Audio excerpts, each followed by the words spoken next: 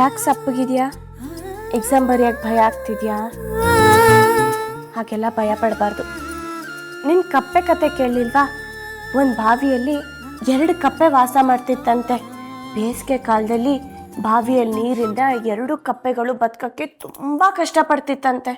ಅಷ್ಟು ಕಷ್ಟಪಡ್ತಿಲ್ಲ ಅಂದಮೇಲೆ ಬಾವಿಯಿಂದ ಮೇಲ್ ಬರ್ಬೇಕಲ್ವಾ ಅಮ್ಮ?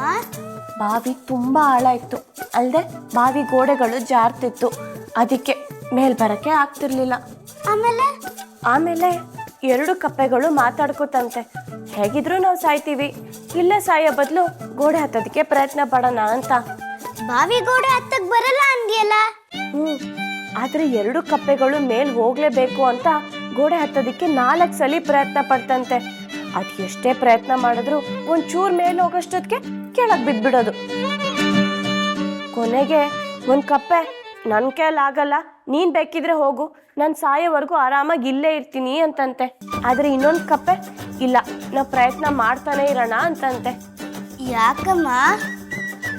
ಯಾಕಂದ್ರೆ ಅದು ಸೋಮಾರಿಯಾಗಿತ್ತು. ಮೇಲ್ ಹೋಗಕ್ಕೆ ಅದಕ್ಕೆ ಮನ್ಸು ಇಲ್ಲ, ಧೈರ್ಯನೂ ಇರಲಿಲ್ಲ.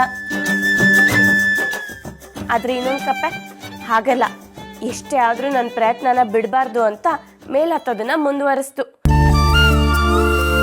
ಅದು ಮೇಲ್ ಹತ್ತಿ ಕೆಳಗೆ ಎಷ್ಟು ಸರಿ ಜಾರ್ ಬೀಳ್ತಾ ಇತ್ತು ಗೊತ್ತಾ? ಅದನ್ನ ನೋಡಿ ಇನ್ನೊಂದು ಕಪ್ಪೆ ನಗ್ತಾ ಇತ್ತು. ಕೊನೆಗೆ ಏನಾಯ್ತು ಗೊತ್ತಾ? ಏನಾಯ್ತಮ್ಮ? ಕೊನೆಗೆ ಆ ಕಪ್ಪೆ ಅಲ್ಲಿಂದ ಜಿಗ್ದು ಹೊರಗೆ ಬಂತು, ತನ್ನ ಪ್ರಾಣನ ಉಳಿಸ್ಕೊಂತು. ಯಾವತ್ತೂ ನಮ್ಮ ಕೈಯಲ್ಲಿ ಆಗಲ್ಲ ಅಂತ ಹೇಳ್ಬಾರ್ದು. ಧೈರ್ಯ ಮತ್ತೆ ಛಲ ಇದ್ರೆ ಈ ಜಗತ್ತಲ್ಲಿ ಆಗಲ್ಲ ಅನ್ನೋ ಮಾತೇ ಇಲ್ಲ.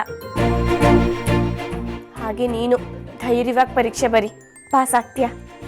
ಅಮ್ಮ, ನಾನು ಅದಕ್ಕೆಲ್ಲ ಬೇಜಾರು ಮಾಡ್ಕೊಂಡಿದ್ದು. ಮತ್ತೆ ಇವತ್ತು ಬರುವಾಗ ಫ್ರೆಂಡ್ ಕಾಣಿಸ್ಲೇ ಇಲ್ಲ. ಈಗ ಅವ್ರು ಯಾಕೆ? ಫ್ರೆಂಡ್ ನನಗೆ ಆಲ್ ದ ಬೆಸ್ಟ್ ಅಂತ ಹೇಳಲೇ ಇಲ್ಲ.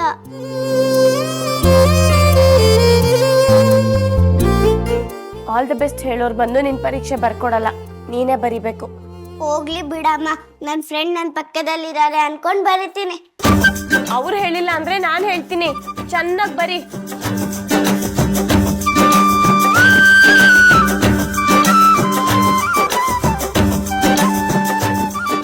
ನೀನೇ ಕಾಪಾಡಬೇಕು ತಾಯಿ, ನಿನ್ನೆ ನಂಬಿದ್ದೀನಿ.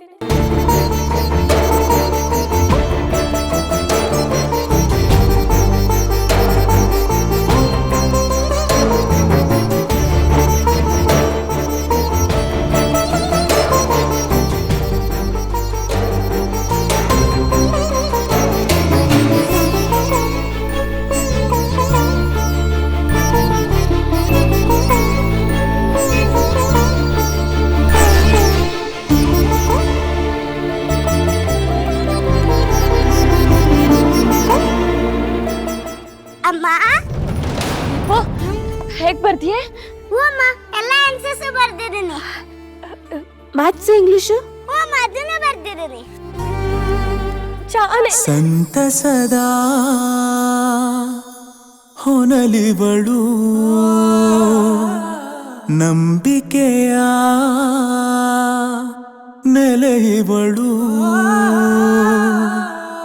ಕರುಣೆಯ ಕಣದ ಕಡಲು, ಧೈರ್ಯದ ಶಿಖರ ಇವಳು, ನಮಗೆ ವರ ಇವಳು, ಶಾರದೆ ಶಾರದೆ.